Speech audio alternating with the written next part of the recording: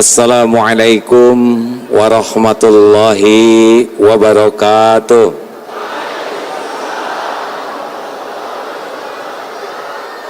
Mari ikuti subhanallah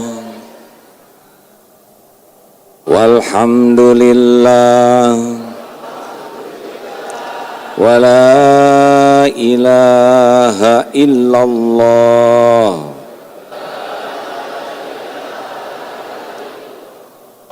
wallahu akbar la haula wala quwwata illa billah al-aliyyil azim.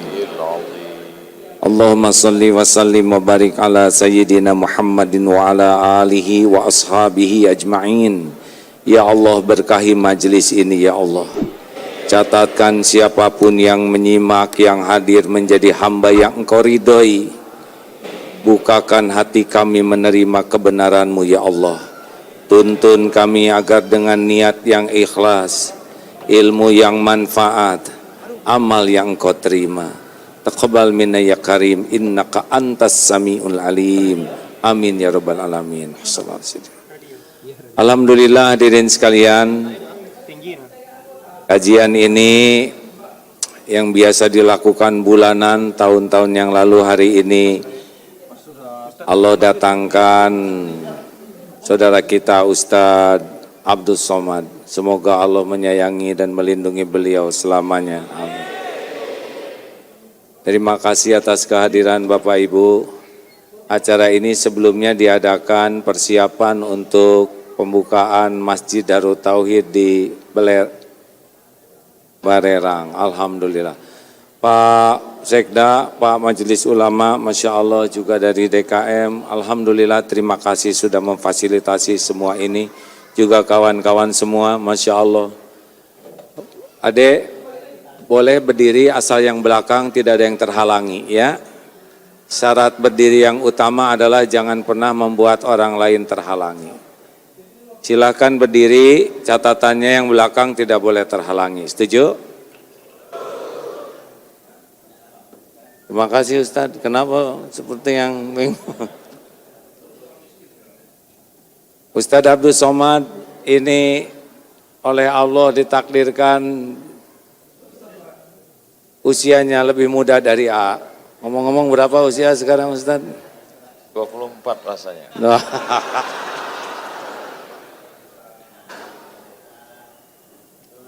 Saya 58, beliau 43. Tadi kan 43 ya. Yang asli Baru ingat tahun 2020. oh, Alhamdulillah. Ya insya Allah setiap ulama pasti ada cobaannya. Amin ya Allah. Dan cobaan itu pasti akan membuat semakin bisa dekat dengan Allah. Amin ya Allah. Ustadz, kalau naik pesawat, Ya. pesawatnya lancar, Ustadz lihat banyak yang zikir tidak di pesawat. Tidur semua. Tidur. Kalau pesawatnya digoncang, apa yang terjadi? Pada zikir tidak? Allah semuanya menyebut Masya Allah, Allahu Akbar, takbir semua. Gitu ya. Nah itulah pentingnya goncangan ya. Ya Allah. Kalau tidak digoncang cenderung lupa ke Allah. Kalau di Allahu Akbar, begitulah hadirin sekalian ya. Silakan Ustadz yang mendahului, saya bagian menyimak. Dalam programnya sebetulnya saya jadi pembawa acara malam ini. Oh iya? Iya. Kok sama dengan program saya juga pembawa acara. Jadi jamaah sekalian, malam ini kita bersyukur pada Allah kedatangan seorang ulama. Saya diberikan kesempatan untuk membuka acara ini. Mari kita buka dengan ucapan basmalah. Mari kita dengarkan baik-baik kajian tauhid yang disampaikan oleh Al-Mukarram Kiai Haji Abdullah Gimnastiar. Kita gunakan telinga dengan baik, catat dengan baik. Mudah-mudahan ilmu yang kita peroleh malam ini dapat membekali kita menjalani hidup diridhoi Allah Subhanahu wa taala. Kebalik. Baiklah, karena saya dianggap lebih tua, awalnya begini ya.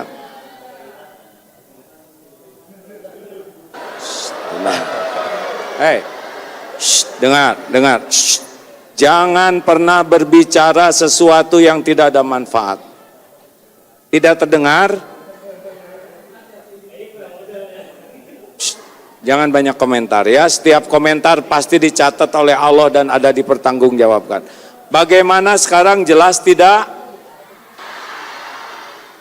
Tidak. Sabar, tenang. Shh. Bisa terdengar tidak? Di atas kedengaran tidak? Tidak. Berarti dari tadi kita ngobrol nggak ada yang dengar. Maaf panitia. Shh. Bagaimana sekarang, jelas? Padahal sama ya. Jelas Ibu belakang? Apakah Allah Subhanahu wa Ta'ala sedang menyaksikan pertemuan ini? Yakin? Apakah Allah mendengar apapun yang terucap? Apakah Allah tahu apa yang ada dalam pikiran kita? Apakah Allah tahu isi hati kita? Apakah Allah Subhanahu wa Ta'ala tahu persoalan yang sedang kita hadapi? Yakin? Kalau seorang hamba berkeyakinan seperti itu setiap saat, merasa ditatap Allah, merasa didengar Allah, merasa diketahui pikiran dan hatinya oleh Allah, dan yakin masalah yang dihadapinya juga dalam kekuasaan Allah, kira-kira seperti apa orang tersebut? Tenang atau gelisah? Akhlaknya baik atau buruk? Masalah kita umat Islam kepada Allahnya itu kadang-kadang hanya sampai di lisan, belum sampai di hati dengan yakin. Sedikit Ustadz izinkan membuka acara ini ya, nanti Ustadz yang menyampaikan aslinya. Kedengaran ke atas? Alhamdulillah. Kenapa umat Islam belum seindah akhlak yang diharapkan oleh Rasulullah Sallallahu Alaihi Wasallam? Satu, karena banyak di antara umat Islam belum belajar tentang indahnya Islam. Lebih banyak melihat, mendengar pelajaran yang tidak sesuai dengan tuntunan. Satu. Yang kedua, kenapa umat Islam akhlaknya, perilakunya belum seindah semestinya? Yang kedua, karena kita sering belajar agama ke majelis taklim, tapi belum tentu niatnya ingin dekat dengan Allah. Tidak jarang datang ke sekolah Islam, kampus Islam, pesantren, tapi yang dicarinya dunia. Ingin gelar, pangkat, jabatan dari agama. Padahal ilmu agama ini justru untuk membuat dekat dengan Allah. Sampai ada seorang suami yang mengeluh, istri saya ke pengajian seperti makan obat, sehari 3 kali. Tapi perubahan yang nyata itu baru pada seragamnya, belum pada perilakunya. Dan peningkatan yang jelas itu pada cicilan, belum pada iman. Kenapa? Sangat boleh jadi belajar agamanya belum dengan niat ingin bisa dekat dengan Allah. 3, kenapa kita semua belum seindah semestinya? Karena seringkali belajar agama kita amalkan, tapi amalnya baru sibuk amal lahiriah. Seperti sholat isya tadi, kita datang ke masjid, kita sholat, ruku, sujud, lahirnya kita taat, tapi hati belum tentu kita ingat ke Allah. Benar? Halo? Jadi kadang-kadang kita sibuk dengan amalan lahir, tapi lalai ke amalan hati. Bahkan tidak jarang ilmu dan amalan kita justru mengotori hati. Jadi ujub, jadi takabur, merasa paling benar, merasa paling soleh. Justru karena ilmu dan amal yang kita lakukan. Padahal Allah Subhanahu wa taala, innallaha la yanzuru ila suwarikum wa amwalikum walakin yanzuru ila qulubikum wa a'malikum. Allah, sesungguhnya Allah tidak melihat rupa dan hartamu, tapi Allah melihat hati dan amalmu. Seharusnya kita belajar agama dan mengamalkan agama itu membuat hati jadi makin bersih, amal makin melimpah. Demikianlah pendahuluan dari acara kajian malam ini. Penjelasan selanjutnya oleh Ustadz Abdul Somad. Baik, alhamdulillah kita baru saja mendengarkan sesuatu yang menyentuh hati. Sebentar. Masya Allah. Gimana perasaan jamaah malam ini bisa berkumpul dengan Kiai Haji Abdullah Gim Nastiar? Senang apa lapang hatinya? Saya terus terang bisa satu majelis dengan beliau. Dulu saya nonton TV dari pagi sampai siang, sampai malam, sampai pagi lagi beliau terus. Tidak pernah terlintas di pikiran saya bisa satu majelis dengan beliau. Allahu Akbar. Ketika orang memuji A.A. Gim, tampil di seluruh TV, bagaimana cara A.A. Gim bisa meluruskan niat dan membersihkan hati? Ini mah jadi bulak-balik begini hadir. Dulu Ustadz, Ya. kita ngobrol aja lah ya. Baik. Dulu tidak pernah menyangka akan menjadi posisi seperti ini. Ya. Tetapi entah bagaimana takdirnya tiba-tiba menjadi dikenal sebagian orang. Allah. Padahal secara keilmuan belum siap dan ada lagi yang belum siap, keimanan belum siap. Jadi ketika makin populer, makin di banyak tampil, ternyata saya kehilangan yang sangat besar, yaitu rasanya kehilangan kedekatan dengan Allah dibanding sebelum dikenal orang. Jadi ustadz populer malah jauh dari Allah. Iya, itu sampai tahun 2006. Insyaallah. Sebelum Allah memberikan karunia, ditegur, diingatkan, sehingga alhamdulillah mudah-mudahan sekarang sudah bisa lagi nginjak bumi.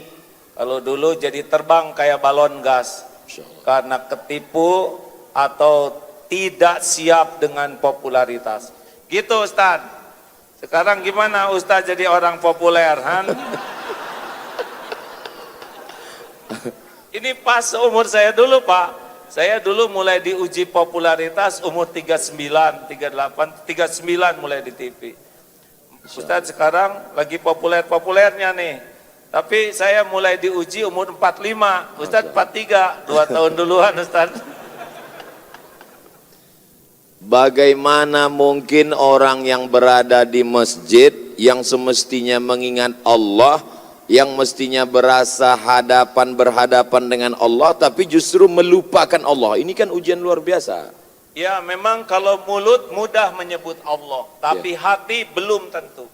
Dan bahayanya penceramah model kita, Ustadz, ya. Kalau orang awam, Wali, alhamdulillah nih tuan rumah. Waalaikumsalam warahmatullahi wabarakatuh. Pak, apa kabar? Masya Allah Pak Wali. Masya Allah. Ya, lanjut mau ikut gabung sini Pak Wali. Makasih Pak Wali, alhamdulillah. Beliau harus banyak didoakan karena jadi orang yang ditakdirkan diberi amanah berat di Batam ini, betul? Jadi kalau lihat pejabat tuh harus kasihan, ya. jabatannya tidak lama di dunia, tapi hisabnya lama di akhirat. Makanya doakan, doa. Jangan hanya menuntut, yang penting mendoakan. Betul Pak Wali? Masya Allah. Ada sebagian orang ketika dia diuji dengan sakit, dia katakan saya sedang diuji. Diuji dia dengan kemiskinan, dia katakan saya sedang diuji. Tapi ketika dia punya popularitas, punya jabatan, dia menganggap ini nikmat. Logika berpikir seperti ini betul atau keliru? Salah. Kok jadi saya yang jawab terus? Jadi justru ujian yang ada puji, ada caci. Ya. Ujian yang terberat itu pujian. Kenapa berat? Karena pujian ini cocok dengan yang nafsu sukai. Oh. Jadi kalau nafsu suka, itu lebih berat. Ya. Tapi kalau nafsu tidak suka, itu cenderung yang lebih dekat yang Allah sukai. Seperti tidur. Tahajud atau tidur, pasti nafsu sukanya tahajud atau tidur? Tidur. Nah, makanya itu lebih berat. Ya. Jadi dipuji itu lebih berat daripada dicaci. Karena kalau dipuji kita sudah suka jadi merasa seperti apa yang dikatakan orang. Wah Ustadz Abdul Somad soleh, wah itu lebih bahaya daripada Ustadz perbaiki dong. Nah itu lebih bagus. Berarti kalau gitu kita lebih berusaha mencintai haters daripada lovers. Ya lover dicintai, haters juga dicintai. Masya Allah. Karena tidak rugi kita dikritik orang. Yang rugi itu sebetulnya kalau terpedaya oleh pujian orang. Sekarang bagaimana rasanya Ustadz jadi orang terkenal? Masya Allah, tabarakallah. Kita sedang disadarkan bahwa selama ini kita salah melihat hidup. Selama ini kita merasa kalau sedang sakit diuji Allah. Ketika kita sedang miskin diuji Allah. Ketika kita sedang dapat jabatan, alhamdulillah saya diberi. Padahal sebenarnya juga bagian dari Dan lebih berat ujiannya. ujian jabatan. Iya. Ujian popularitas. Lebih berat Pak. Kalau orang populer seperti Ustadz Abdul Somad ini ya. Ada contoh lain enggak? Udahlah giliran.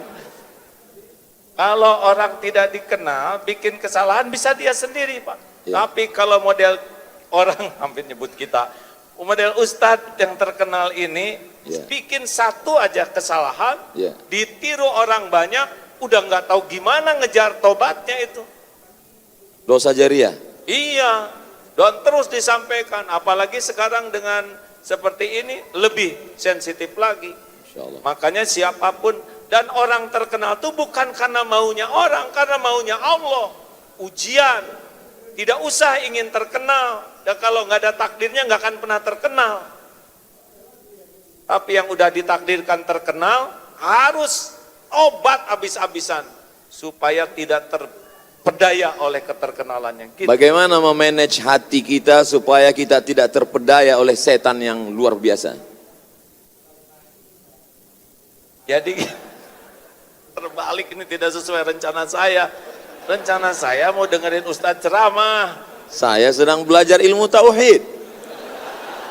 Bagaimana mensucikan hati? Gimana jamaah? Gimana membersihkan nih, hati. Tidak boleh mengadu ke jamaah. Oh gitu ya. Aneh pada saya tuan rumahnya. Begini Ustadz, kata guru saya, kalau kita sedang diuji dengan dihormati orang lain, Ya. pokoknya kalau orang menghormati kita pasti minimal dua hal.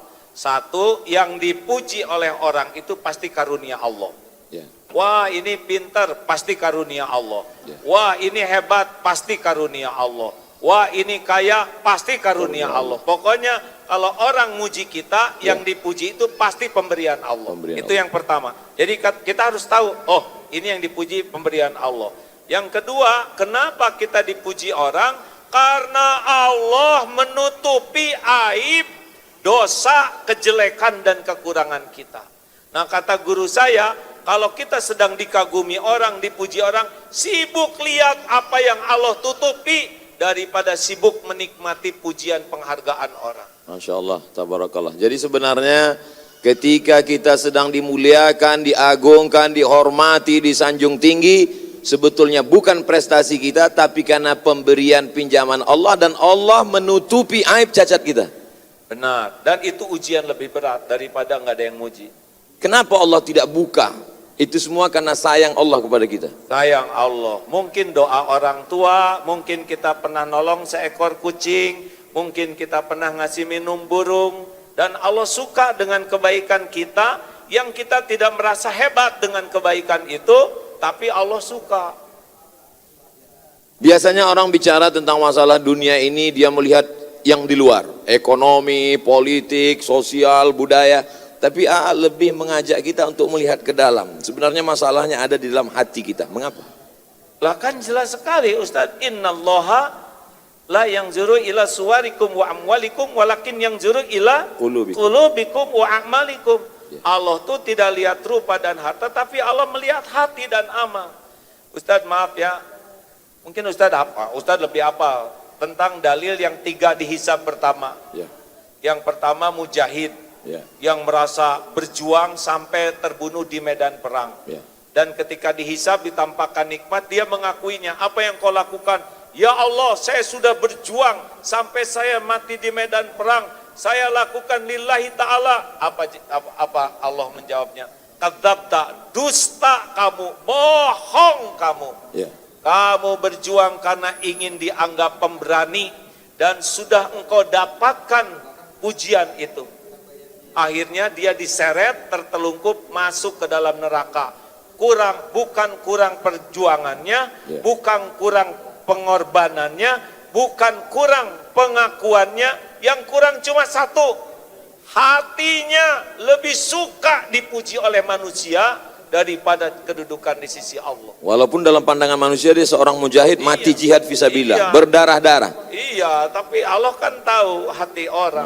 Yang kedua, orang yang belajar agama dan yang mendakwahkannya seperti Ustadz Abdul Somad, Ustadz yang lain, Ustadz. Iya. Belajar sampai ke Mesir, sampai ke Maroko. Itu yang kedua. Merasa lama di Arab. Aduh. Padahal onta lebih lama. Yang kedua. Yang ketiga kita akan lanjutkan setelah yang satu ini. Minum dulu. Minum dulu Ustadz. Ini lagi seru-serunya kita minum. Fadal. Masya Allah, tabarakallah. Yang kedua itu yang belajar agama dan mendakwahkannya, belajar Quran dan membacanya. Tidak semua ke surga. Jadi jangan kaget kalau di akhirat, na'udzubillahi min zalik, ada ulama yang terkenal di dunia tapi tidak ke surga.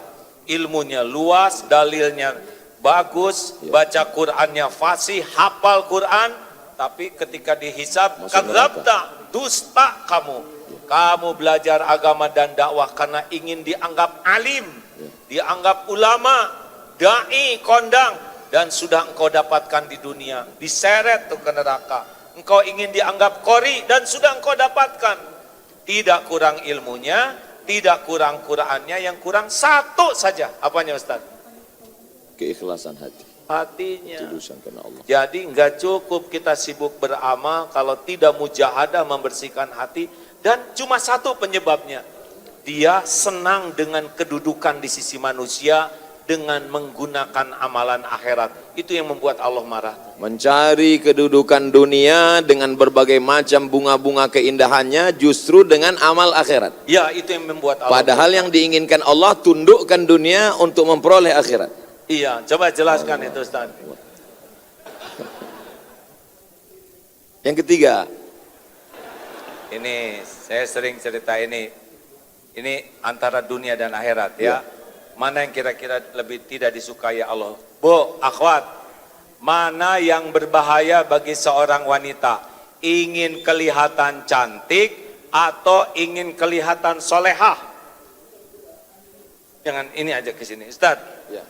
Mana yang bahaya bagi seorang wanita? Ingin kelihatan cantik atau ingin kelihatan solehah? Harus kita voting nampaknya. Oh gitu. Mungkin mereka ingin kelihatan cantik. Karena oleh sebab itu maka karena banyak lelaki ingin perempuan itu lebih cantik daripada ingin solehah, makanya perempuan lebih banyak mempercantik diri daripada mempersolehah diri. Wah, benar. Saya baru dapat dari grup WhatsApp. Oh gitu. Tapi yang bahaya tuh ingin kelihatan solehah. Kalau wanita ingin kelihatan cantik, fitrahnya. Ya. Kalau lelaki ingin kelihatan cantik, LGBT ya. Bolehkah Bu, wanita ingin kelihatan cantik? Jawab, boleh tidak? Yang mantap boleh tidak? Untuk siapa? Suami siapa? Masya Allah, tabarakallah. Ikhfar ibu-ibu. Kalau wanita ingin kelihatan solehah, pasti menggunakan hak Allah. Jadi lebih nunduk, subhanallah, subhanallah. Yang harusnya zikir untuk Allah, tapi dia ingin dipuji oleh orang ahli zikir.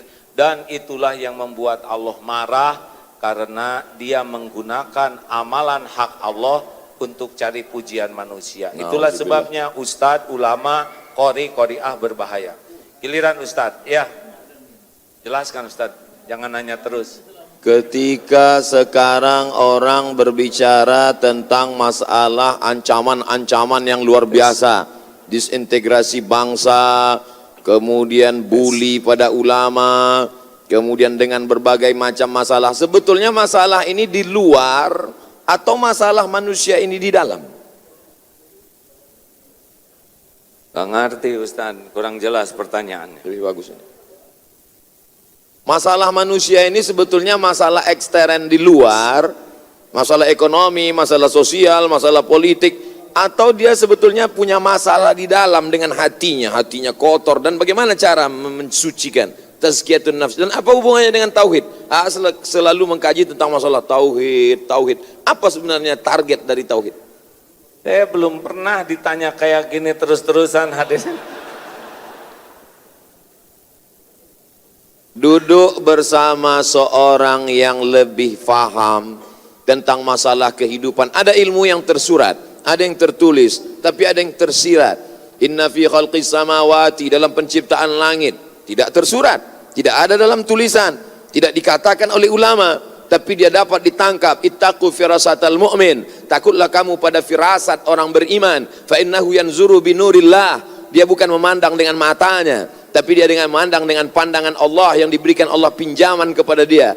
Maka duduk sejenak dengan orang berilmu sama dengan duduk berjam-jam bahkan berhari-hari di perpustakaan. Kita nikmati duduk bersama dengan orang berilmu ini, maka kita ambil semuanya, mudah-mudahan jadi bekal kita di masa akan datang. Takbir.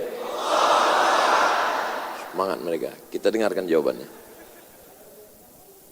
Tauhid, tauhid. Seumur-umur saya ceramah, baru kali ini saya dipaksa menjawab begini. Ilmu yang saya dapatkan begini, mengapa Rasulullah Sallallahu Alaihi Wasallam diutus ke bumi? Ya.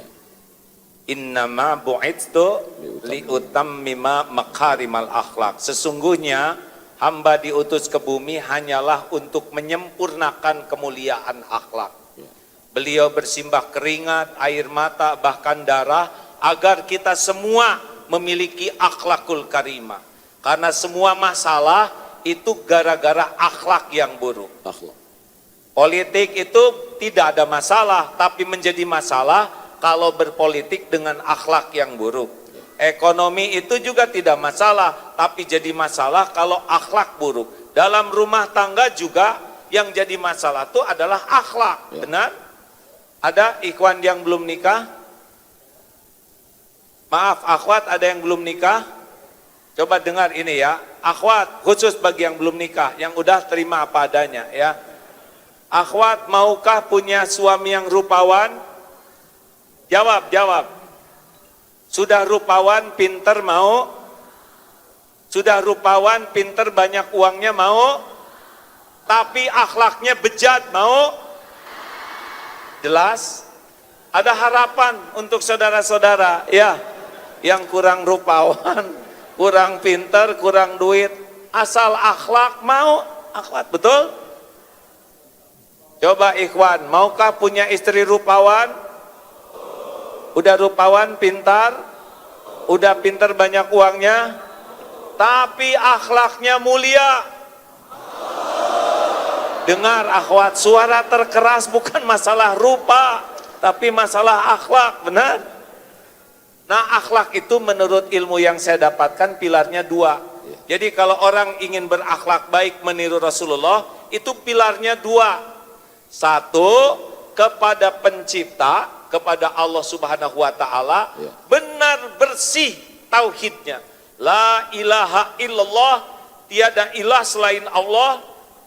Hatinya itu tidak menuhankan apapun selain Allah.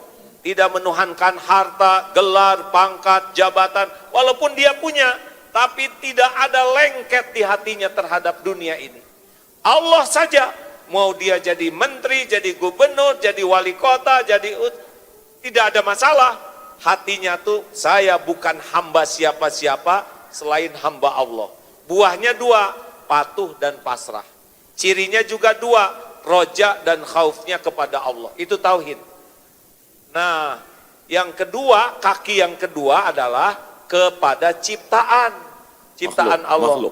Rahmatan lil alamin. Kepada pencipta bertauhid, kepada ciptaan rahmatan lil alamin. Penuh kasih sayang, keinginan agar orang-orang itu punya nikmat iman, bisa selamat dunia akhirat. Itu Ustadz yang saya tahu. Itu makanya AA Gim selalu mengkaji masalah tauhid, bahkan pondoknya Darut Tauhid. Pertanyaan yang menggumpal, mengkristal di kepala kita selama ini, mengapa tauhid? Ternyata masalah manusia ini dapat diselesaikan dengan dua, kepada Khalik, hanya bergantung kepada Allah. Tapi selama ini kalau kita bicara tentang masalah orang bertauhid, biasanya katanya zuhud, jangan bergantung kepada harta, jangan bergantung kepada kuasa, akhirnya dia hidup miskin, susah, melarat.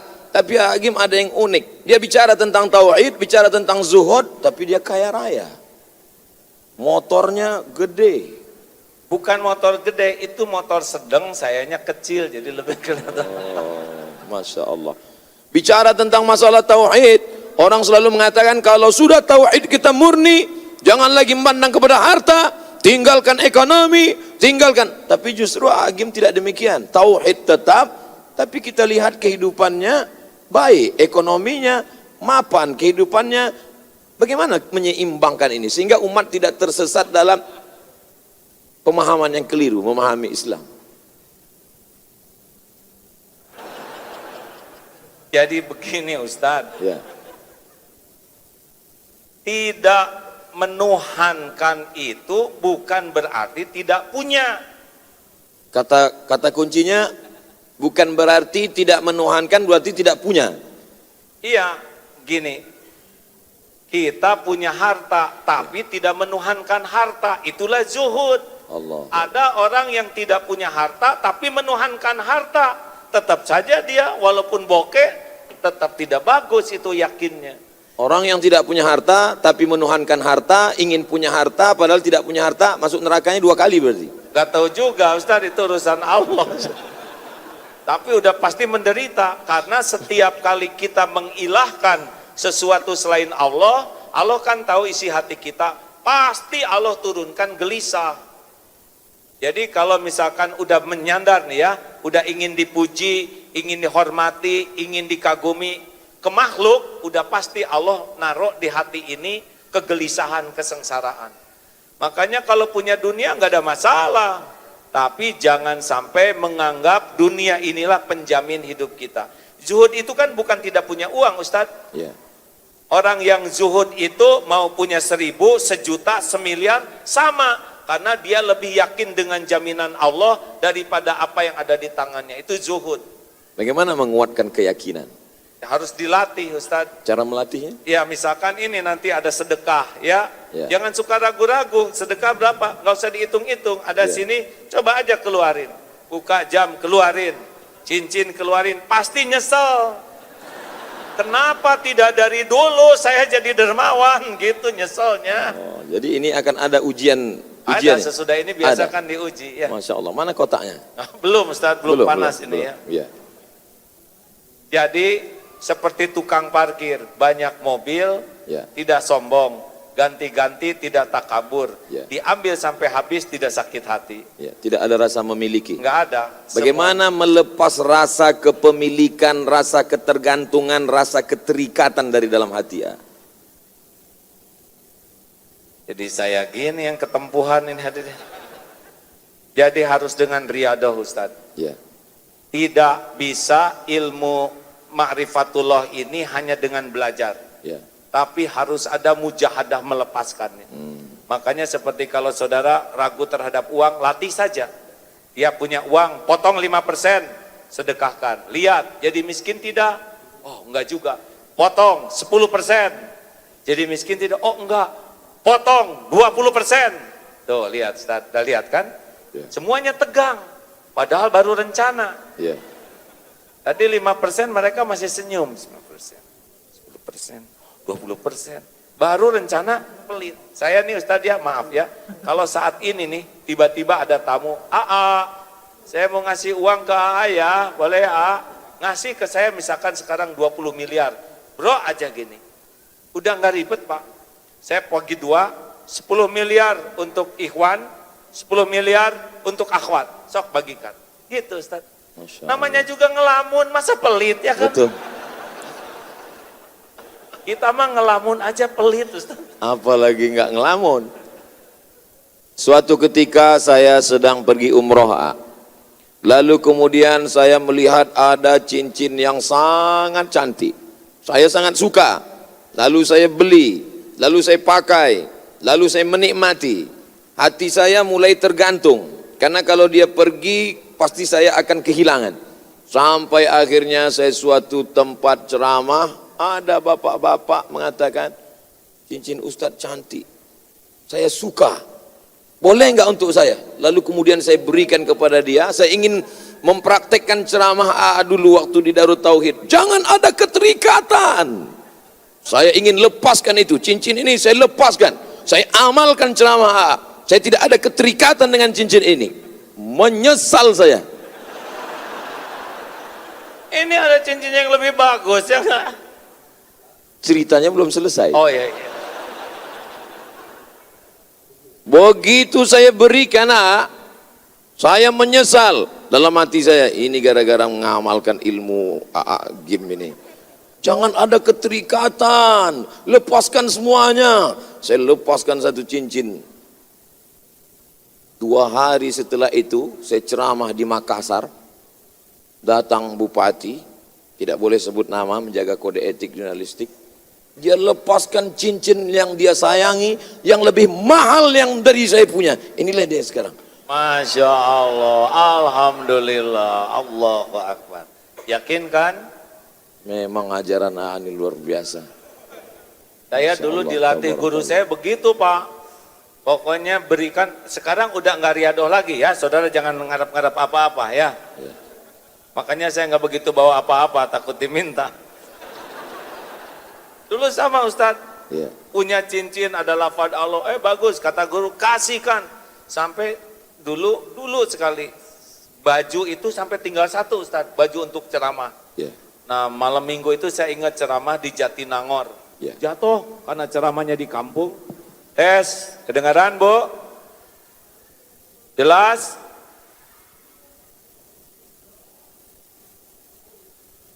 Dari tadi tidak kedengaran.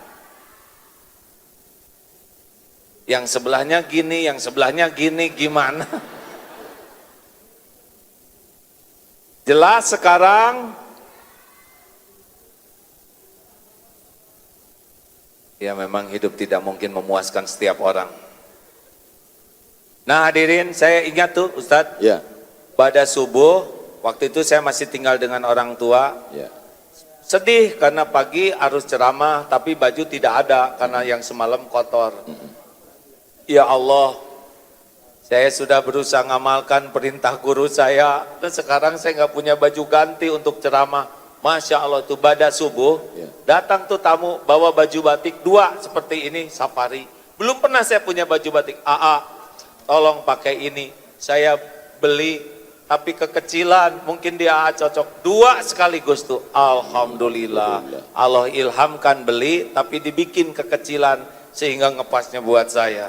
Jadi benar-benar tidak akan pernah balasan dari Allah itu mengecewakan. Gimana kalau ketika memberi itu ada harapan dalam hati, mudah-mudahan Allah balas, Allah ganti, boleh nggak? Boleh, karena ngarap-ngarapnya dari Allah. Hanya levelnya belum level bagus. Kalau level yang paling bagus VVIP tanpa ada harapan sama sekali. Allah udah tahu kita berharap di hati kecil, ya. Allahu Akbar. Kan lintasan hati, wa huwa alimum bidatis sudur. Wa asiru qaulakum awijharu bi innahu alimum bidatis sudur. Mau engkau rahasiakan kata-katamu, mau engkau keraskan seperti ini, sesungguhnya Allah tahu isi hati. Al-Mulk 13. Ya. Allahu Akbar. Sulitkah bagi Allah Subhanahu wa taala memberikan yang kita minta? Kenapa Allah tidak pernah mengabulkan semua keinginan kita? Apa rahasia di balik itu? Karena belum tentu baik yang kita inginkan. Wa asa an takrahu syai'a wa huwa khairul lakum wa asa an tuhibbu syai'a wa huwa syarrul lakum. Boleh jadi engkau tidak suka, padahal baik menurut Allah bagimu, dan boleh jadi engkau suka padahal buruk menurut Allah. Wallahu ya'lamu wa antum la ta'lamun. Jadi kekeliruan kita selalu menginginkan Allah ikut nafsu kita. Benar Ustaz. Padahal semestinya kitalah yang menurut Allah. Sebetulnya tidak penting keinginan kita itu, yang terpenting keinginan Allah yang terjadi pada diri kita. Bagaimana caranya menundukkan keinginan kita mengikut kehendak Allah ketika yang kita inginkan tidak tercapai, hati kita tetap lapang plong. Gimana caranya? Ya Allah, belum pernah sepanjang saya ceramah jadi terdakwa begini. Santri di Darut Tauhid mah nggak ada yang berani kayak gini, Ustaz. Nggak apa-apa begini hadirin, sebetulnya saya mau dengerin ceramah beliau ini. Setuju tidak begini atau saya balik aja? Jadi Ustadz, apa pertanyaannya tadi?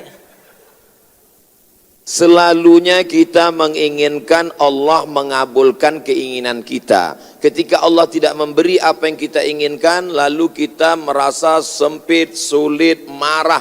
Bahkan tidak sedikit dari orang marah kepada Tuhan. Na'udzubillah. Bagaimana kita menundukkan keinginan kita mengikut kehendak Allah dengan hati yang lapang? Memang ini tauhid. Kalau kita tahu Allah Maha tahu yang terbaik bagi kita, kita tidak akan ngotot dengan keinginan kita. Kita pasti melakukan dua hal. Satu, musyawarah dengan orang yang ahlinya. Yang kedua, istiqoroh. Tugas kita kan cuma 3. Meluruskan niat, menyempurnakan ikhtiar, dan pasrahkan kepada Allah. Kita ini hamba, tidak berhak mengatur Allah. Kita ini hanya melurus, tugas kita kan bukan menentukan sesuatu. Tugas kita tuh niatnya lurus, lillahi ta'ala, ikhtiarnya maksimal di jalan Allah. Dan yang ketiga, kalau baik silahkan, kalau tidak baik jangan. Mungkin praknya ini yang penting tuh Ustaz. Kalau orang tidak pakai prolog niat cara yang benar dan tawakal, pasti luka.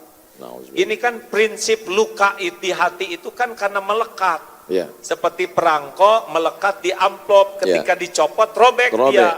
Nah, kemelekatan hati kita, lengketnya hati dengan sesuatu, itulah yang bikin kita banyak sakit hati. Karena melekat. Melekat, kayak pengen dipuji, orang tidak muji, sakit hati. Pengen dihormati, orang tidak menghormati, sakit hati. Gitu. Keinginan sumber penderitaan. Oh ya? Iya benar juga. Ada lagunya itu. Coba Ustadz jelaskan lagu keinginan sumber penderitaan. Semakin besar keinginan, semakin besar hawa nafsu, semakin besar kekesalan dan penderitaan ketika tidak terkabul. Karena kita sudah membuat suatu obsesi besar.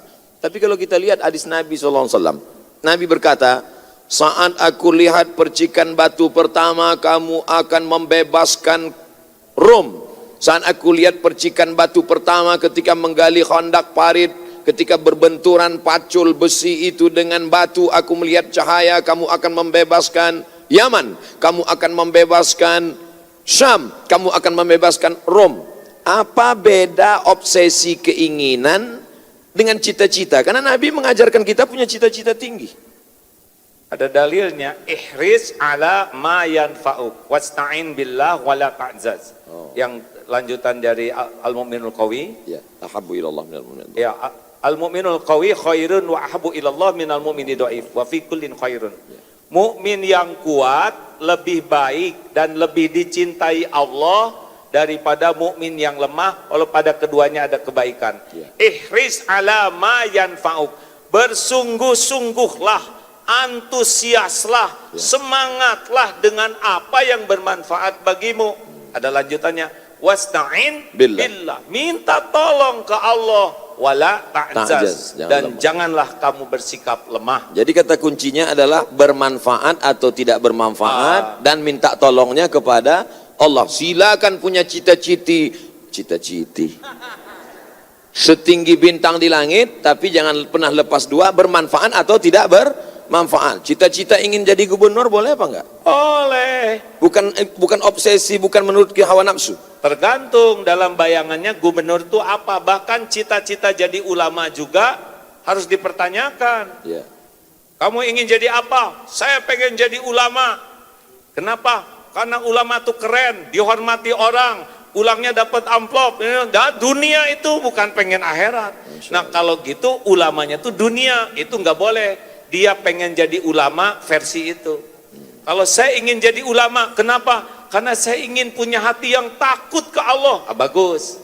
Pengen jadi gubernur, boleh. Terserah mau jadi apa. Dengan jadi gubernur, mudah-mudahan saya bisa mengambil keputusan yang paling adil. Karena Indonesia ini dibangun dengan negara kesepakatan. Tolong ini teman-teman disimak ya. Indonesia ini dulu awalnya dibangun oleh kesepakatan para tokoh-tokoh kita. Tidak hanya umat Islam, tapi ada juga tokoh-tokoh yang selain agama Islam sepakat membangun negeri ini dengan berdasarkan Pancasila. Itu kesepakatannya. Nah kita misalkan sekarang sudah ada, kita harus menyadari bahwa memang cikal bakalnya ini adalah kesepakatan, bukan hanya milik umat Islam. Jadi kita harus mengerti dan menghargai hak-hak orang lain juga, karena memang kesepakatannya begitu. Jadi kalau saudara ada di Australia, ya memang begitu kesepakatan awalnya. Nah kita kalau saudara pengen jadi gubernur, dengan begini saya mudah-mudahan bisa bersikap adil kepada umat Islam, mudah-mudahan bisa menjadi tauladan, mengajak ibadah dengan benar, berakhlak dengan baik. Kalau niatnya jadi pejabat untuk keadilan, untuk kemaslahatan, jadi tidak jadi udah dapat pahalanya. Manfaatnya paling tidak Kiai Haji Abdullah Gimnastiar bisa memuluskan, merubah Bank Riau Kepri menjadi Bank Riau Kepri Syariah. Baik apa tidak baik itu? Ulangi. Bank Riau Kepri konvensional. Kalau ada orang yang suka ngaji, punya kekuasaan, bisa berubah menjadi Bank Riau Kepri Syariah. Itu ada manfaat atau tidak ada manfaat di dalamnya? Saya kira setiap transaksi kebagian pahalanya itu. Setiap transaksi? Ya, kepala daerah yang memberikan keputusan seperti itu dapat pahala. Karena untungnya jadi kepala daerah, jadi pemimpin tuh, kalau menentukan kebaikan beliau dapat pahala mengalir. Bonus. Tuh, Pak Wali Kota. Allahu Akbar. Masya Allah, tabarakallah. Tadi saya sempat cemas ketika AA ngomong, menjadi pejabat itu jabatannya enggak lama, tapi hisabnya di akhirat lama. Saya khawatir orang yang ngaji jadi takut. Makanya diteruskan dengan begini, jadi beliau tenang. Yes.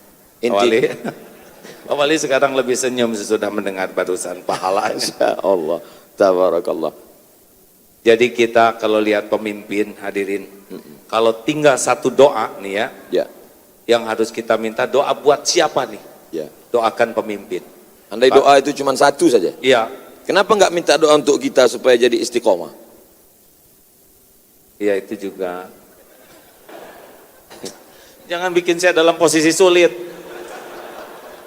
Gini, kalau kita mintakan selalu, ini tinggal satu doa. Doakan dan bekal diijabah. Doakan pemimpin menjadi pemimpin yang adil.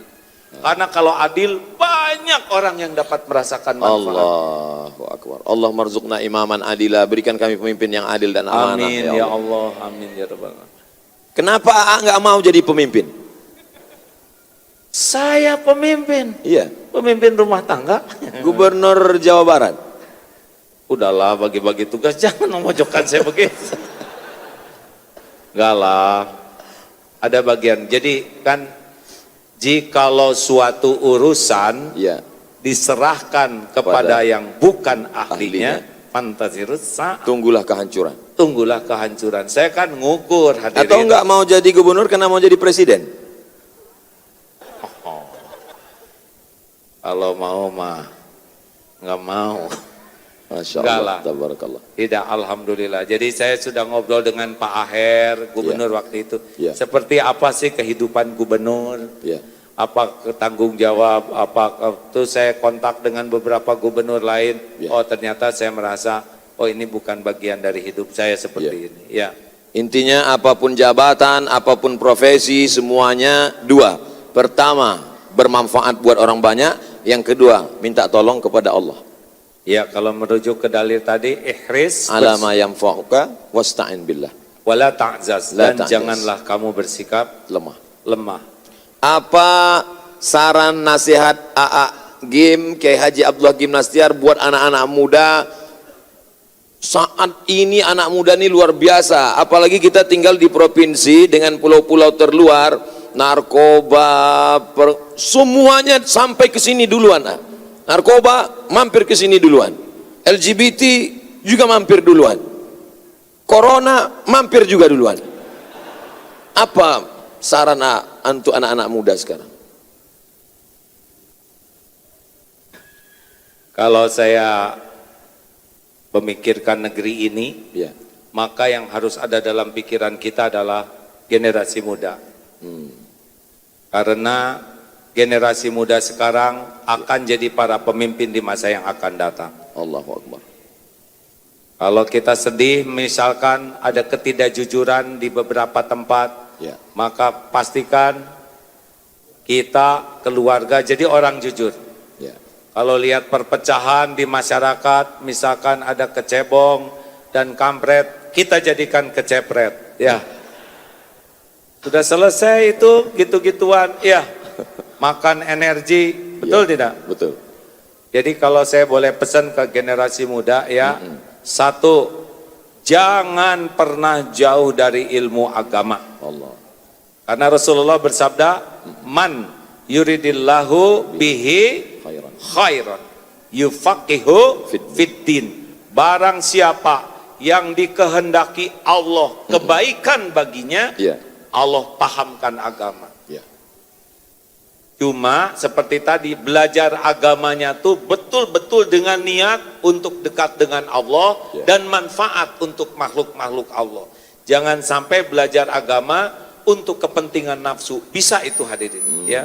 Dan rasanya untuk orang Kepulauan Riau belajar agama tidak ada lagi halangan, alasan karena Darut Tauhid di Batam sudah berdiri 2004, 16 tahun yang lalu. Iya, ngebebasin tanahnya. Dibangunnya baru beberapa bulan ini, tahun ini. Apa kendalanya sampai 16 tahun? Mungkin Allah lihat hati kami belum ikhlas ya, di dalam belum belajar ikhlas. Karena kalau Allah mudahkan ya mudah. Kalau dulu mungkin belum layak diamanahi seperti itu. Sekarang sudah dibukakan Allah Subhanahu wa taala. Ya, itu cobaan lebih berat lagi. Insyaallah, tabarakallah. Yang kedua, jangan jauh dari orang-orang soleh, teman-teman. Karena bergaul dengan penjual minyak wangi, Ya. bau bakara, harum, Ya. bergaul dengan pandai besi, bau bakaran. Jelaskan Ustadz tentang hadis itu, yang tentang pergaulan itu. Saya bagian poinnya Ustadz yang menjelaskan, coba. Saya dulu Agim ketika masih kuliah di Mesir, kami musim haji, pergi haji 2 hari 2 malam naik kapal laut, dipukul ombak, diempas gelombang seperti tenggelamnya kapal Van der Wijk.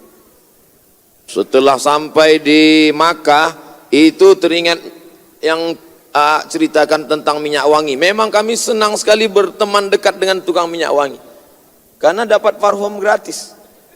Setiap lewat ya kasih oles. Tapi begitu kita berteman dengan pandai besi, walaupun kita tidak berteman akrab, tidak kenal, dekat sedikit saja percikan apinya akan membuat baju kita bolong, bau asapnya kecipratan. Maka saya bisa dekat dengan orang yang punya parfum ini, Masya Allah, luar biasa. Harum semerbak. Selesai kita duduk ini, insya Allah follower bertambah. Jadi benar, saya dulu salah gaul nih Pak. Pada waktu diuji dengan popularitas ya gaulnya berkurang gaul dengan ulamanya. Oh. Jadi lebih banyak ke, ya begitulah. Ya. Kadang artis, pengusaha, pejabat, dan sebagainya.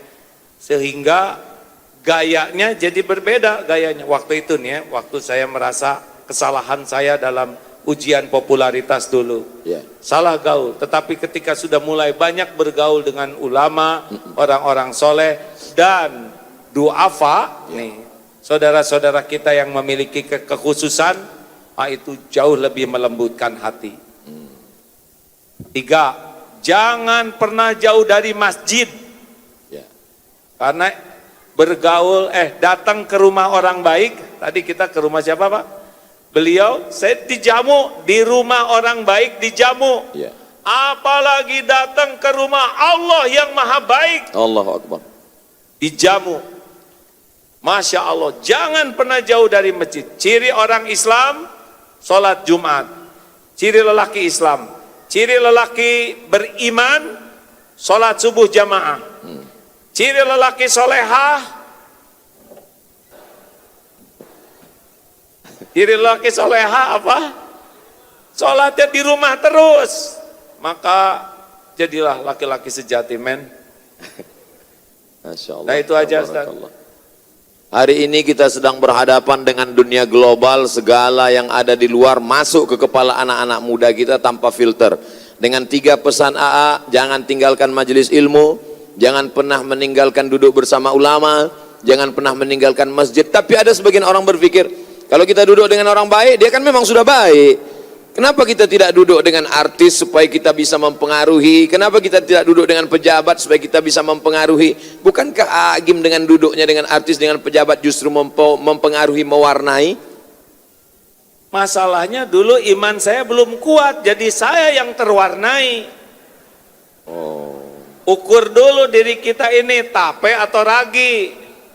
Kalau kita belum sekuat ragi, gaul sana kita jadi tape. Terus standar kuat nggak kuatnya apa yang perlu kita jadi lihat? dicas kayak HP aja, dicas baru pakai, cas lagi pakai. Nah kalau telat ngecas, soak itunya. Intinya tetap majelis ilmu, tetap duduk dengan ulama, tetap istiqomah ke masjid. Nah itu chargernya, udah itu Masya kita Allah. keluar. Ya. Tapi kalau sering keluar nggak punya charger, Hancur, ya. soa. Insya Allah, tabarakallah. Hadirin sekalian, kita simak sekarang uraian dari Ustadz Abdul Somad. Bukan hanya nanya saya terus. Ustadz ngomonglah sesuatu, saya capek nih. Masya Allah, jamaah sekalian, kita sedang duduk bersama Al-Mukarram Kiai Haji Abdullah Gimnastiar di usia beliau yang 58 tahun. Kalau PNS ini sedikit lagi, beberapa bulan lagi sudah pensiun. Tapi beliau masih bersemangat luar biasa. Mudah-mudahan energi beliau menular ke kita semua insya Allah. Beliau pernah menjadi orang berpengaruh sampai hari ini. Beliau punya pondok pesantren besar, bahkan karyawan dari mulai security sampai yang general manajernya sekarang sampai 1.500 orang. Tidak hanya berpikir tentang bagaimana mencetak Al-Quran, memperbaiki para hafiz, mendidik anak bangsa, tapi juga sampai ke hal yang mungkin tidak terpikirkan oleh kita, bersepeda. Beliau tetap bersepeda. Bahkan sekarang semua karyawan-karyawan naik sepeda. Dan saya akan dihadiahi sepeda lipat dari Darut Tauhid. Saya ingatkan ini supaya beliau tidak lupa. Dengan bersepeda hormon-hormon kita menjadi sehat. Dengan bersepeda kita terus bersemangat. Dengan bersepeda lapangan parkir tidak terlalu banyak diambil tempat. Dengan bersepeda pokoknya banyak sekali tadi beliau sampaikan. Intinya bersepeda. Dan saya tadi sudah naik sepeda. Bagaimana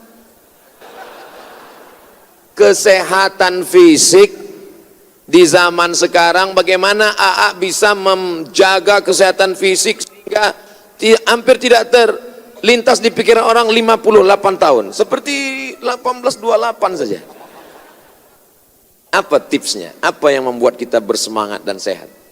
Karena tugas dalam hidup ini ibadah, dan ibadah itu memerlukan, kalau ingin bagus memerlukan vitalitas. Satu, kita lihat contoh Rasulullah Sallallahu Alaihi Wasallam sampai usia 63 tahun, Ya. beliau yang saya dapat ilmunya fit, bukan sehat, fit. Kalau sehat dan fit itu ada bedanya. Kalau fit itu ready to combat, selalu siap dengan tugas apapun. Fit. Ya, kalau sehat, ya sehat tapi belum tentu siap bertugas. Sehingga Rasulullah SAW tahajud sampai bengkak kakinya kuat. Ya. Kalau kita bengkak jidat karena jatuh ya. Ya.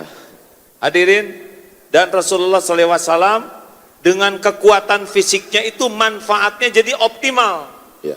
Kita tidak perlu ingin kelihatan six pack, Rasulullah six pack tuh hadirin. Tetapi kita bukan untuk dilihat orang six packnya, Ya. tapi kesehatannya membuat kita optimal di dalam mengabdi kepada Allah dan manfaat untuk umat. Kan prinsipnya kepada Allah menghamba, Ya. kepada umat berkhidmat. Dan kalau kita sehat, mudah-mudahan jadi maksimal. Pak Wali, setujukah Pak Wali kalau masyarakat Batam ini beralih dari motor ke sepeda? Sedang disiapkan, lagi Pak. disiapkan. Iya Pak, tolong disiapkan. Tadi saya hampir kesambar truk Pak di sana. Saya tambah ini ya, Ustaz, karena keburu janji mau ngasih sepeda, jadi saya Iya. diingatkan terus. Iya. Teman-teman, Kira-kira masih lama enggak sepedanya? sudah kami gambar sepedanya, Insya Allah. bikinan kami, jadi Insya baru Allah. gambarannya aja. Ustaz, Iya. sing sabar ya, doakan yang kuat. Amin ya Rob. Namanya MK Bike ya. Insya Allah. Nah, kalau tagnya di Bandung itu bike for ibadah, bersepeda untuk Baik ibadah. for ibadah. Teman-teman, saya mohon maaf ya, di dalam Islam itu tidak cukup hanya membaguskan tauhid dan ibadah, tapi ada satu tanggung jawab kita adalah rahmatan lil alamin, menjaga kelestarian alam ini. Ya. Jadi tolong rekan-rekan, sedih sekali kalau kita lihat umat Islam kalah kebersihannya oleh negara tetangga yang belum mengenal Islam. Ya. Singapura bersih, benar? Kita kadang-kadang ada yang minum sambil jongkok, Ustaz, sambil. Ya. Kenapa kamu minum sambil jongkok? Ya. Sunnah dong, gelekek, Ya. lempar aja. Lah, jongkoknya sunnah. Ini botolnya dilempar. Bid'ah. Bid'ah, benar. Nah, termasuk kelestarian alam ini kalau kita coba bersepeda ternyata beda. Cung yang punya kebiasaan bersepeda rutin. Masih sedikit tuh, Pak Wali. Kami mencoba di sana menganalisa dari 1.300 santri bersepeda, Ya. jauh lebih sehat, Pak. Badannya lebih sehat, lebih segar. Yang kedua, lebih gembira. Karena ternyata bersepeda itu Ya. membuat hormon gembiranya keluar. Bedanya capek naik motor dengan capek bersepeda. Kalau naik motor capek bawaannya mau tidur. Kalau sepeda udah capek bawaannya seger. Ya. Sehingga oksigennya banyak di otaknya. Juga dengan bersepeda itu mudah silaturahim Ya. ke tetangga, dan sesama pesepeda juga nggak kenal Ngobrol. kering-kering ya, benar. Jarang naik motor tidit, malah berantem nih. Dan juga bersepeda efisien, hemat BBM, hemat parkir, karena tadi saya ke tempat parkir juga nggak ditagih ya. Dan insya Allah dengan bersepeda kita akan bisa merasakan kalau ke masjid bersepeda luar biasa nikmatnya. Jadi kalau tidak keberatan bike for ibadah bisa dicanangkan juga oleh Pak Wali Kota ya. Insya Allah. Minimal Selasa, Rabu, Jumat ke kantor bersepeda. For ibadah. Insya Allah mudah-mudahan ini jadi bagian dari dakwah kita juga. Amin. Ya Rabbal Dan juga membuat alam kita lebih baik karena tidak banyak polusi. Insya Allah. Tabarakallah. Ustadz, serius giliran Ustadz lah, saya nggak bisa nanya ke Ustadz. Ceritalah apa yang Suatu ketika ada seorang wali Allah bernama Ibrahim bin Adham. Ibrahim bin Adham hidup pada abad kedua Hijrah. Nabi, sahabat Nabi, tabi'in. Datanglah seorang menemui Ibrahim bin Adham. Dia katakan, aku sedang susah hati, aku sedang risau, aku sedang galau melihat hidup. Lalu Ibrahim bin Adham menanyakan kepada dia 3 pertanyaan. Apakah umur yang sudah dijamin Allah Ta'ala mungkin berkurang? Tidak. Apakah rezeki yang sudah dijamin Allah akan berubah? Tidak. Apakah ketentuan dalam hidupmu yang sudah ditetapkan Allah mungkin dirubah oleh manusia? Tidak. Umurmu dijamin Allah, rezekimu dijamin Allah, nasibmu dijamin Allah. Lalu apa yang membuat engkau risau? Nah, bagaimana menanamkan itu ke dalam hati kita? Kadang kita hafal ceritanya, tahu, tapi untuk menguatkannya itu kita masih, ketika menceramahkannya, jangan risau tentang hidup, takbir. Tapi ternyata kita risau juga. Saya diajarin guru saya begini, jangan pernah berharap dari makhluk. Jangan pernah berharap pada makhluk. Iya, karena semua makhluk tidak bisa memberikan apapun kecuali yang diberikan Allah untukmu. Allah. Jangan takut oleh makhluk, karena makhluk tidak bisa membawa mudarat apapun kecuali yang ditetapkan Allah untukmu. Ya. Oleh karena itu bergaulah dengan makhluk, jangan tapi jangan ingin diberi, jangan ingin dipuji, jangan ingin dihargai, jangan ingin dibalas budi. Pokoknya stop dari makhluk. Kalau ke Allah saja. Ingin disayang Allah, ingin diberi Allah. Kalau nya ke makhluk, pasti Allah ngasih alarm gelisah. Ke makhluk itu memberi, menghargai, menghormati, niscaya hati akan jauh lebih tentram. Silakan. Masya Allah. Jadi tidak boleh berharap kepada makhluk. Gak boleh. Termasuk berharap sepeda tadi juga tidak boleh. Ya boleh. Sudah cukup aja tadi saya ngomong. Jangan diungkit-ungkit, jangan diingat-ingat. Masya Allah. Ternyata menyakitkan. Kan Ali bin Abi Thalib karamallahu wajah pernah berkata, gimana? Dzuktul mararati kullaha walam ajid amarra minal hajati ilan nas. Benar gitu? Al-haja ilan nas, berhajat pada manusia. Semua kepahitan sudah kurasakan seluruhnya. Dan tidak ada yang lebih pahit di hati ini selain berhajat, berharap kepada manusia. Ini asli Pak, guru saya itu nekankan, jangan pernah ngarep-ngarep apapun dari makhluk. Kalau kamu ngarep-ngarep, Allah tidak akan suka. Izah kita akan hina. Kalau kita udah begini, pasti kita jadi hina. Setinggi apapun pangkat jabatan, kalau sudah begini, termasuk ulama, kalau sudah begini ke makhluk, pasti oleh Allah dihina. Tidak ada izah. Tidak ada. Makanya nggak usah berharap, Allah udah tahu keperluan kita daripada kita sendiri. Selama ini aja kita ngaco diurus, apalagi kita beneran tawakal. Allahu Akbar. Masya Allah. Kenapa Ustadz ngelihat saya gitu terus?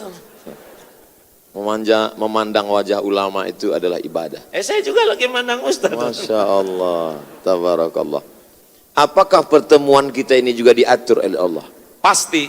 Tidak ada satupun yang keluar dari lauh mahfudz, tidak ada satupun kejadian tanpa izin Allah. Ada izin Allah, ada ridho Allah. Setiap yang terjadi izin Allah, tapi belum tentu Allah ridho. Tapi kalau Allah ridho, itulah yang terbaik bagi kita. Apakah ada yang hadir ke sini Allah tidak ridho? Boleh jadi ada yang niatnya salah. Karena ridho Allah itu ada pada niat dan cara yang Allah sukai. Membagi dua, yang satu izin Allah, yang satu ridho Allah. Ini yang membuat manusia sekarang sesat tapi pakai dalil. Ketika ditanya, kenapa kamu pakai sabu-sabu? Kenapa kamu berzina? Kenapa kamu minum khamar? Ustadz, ini kan atas izin Allah. Iya, tapi Allah nggak ridho, makanya Allah murka kepada dia. Tidak diridhoi Allah Subhanahu wa ta'ala. Tidak, karena ridho Allah itu ada pada niat dan perbuatan yang disukai Allah. Semua yang terjadi di alam ini atas izin Allah. Izin Allah pasti. Orang yang mabuk pun karena izin Allah. Izin Allah. Orang yang maaf berbuat dosa pun karena ada kuasa dan kudrat iradat Allah. Izin Allah. Tapi Allah tidak ridho. Allah tidak ridho. Sedangkan kita yang kita cari adalah keridhaan Allah. Ya benar. Allahu Akbar. Dan kalau udah benar niat, Allah kan tahu. Pasti Allah ngasih ketenangan di hati kita. Kalau kitanya nggak benar, nanti Allah kasih alarm hati kita tidak enak, tidak nyaman. Itu alarm di sini. Istafti qalbak. Di usia Kiai Haji Abdullah Gimnastiar 58 tahun. Rasul sallallahu alaihi wasallam 58 itu menurut miladiah ya. Iya. Berarti kalau hijrah berarti udah 60. Iya, Ustaz. Anda tidak rasa takut mati?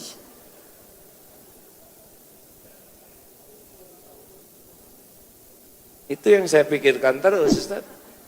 Mati. Iya.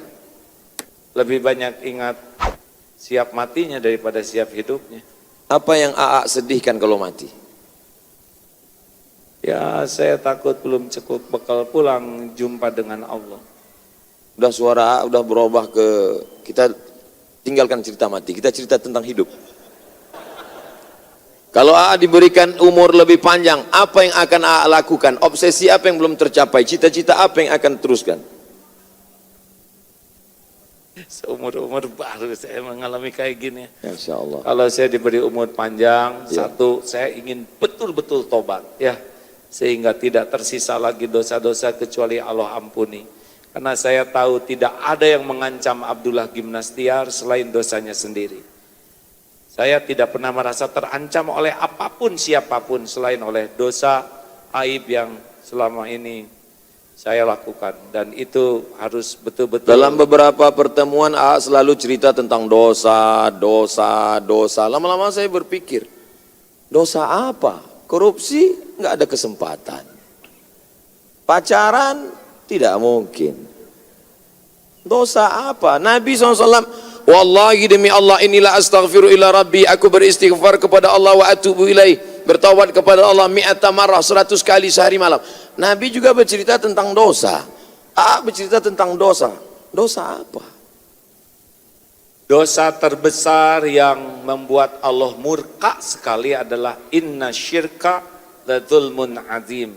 Sesungguhnya syirik itu kezoliman yang sangat-sangat besar. Pernah ke dukun? Saya akui saya pernah ke dukun. Waktu ke Seleo saya datang ke dukun urut.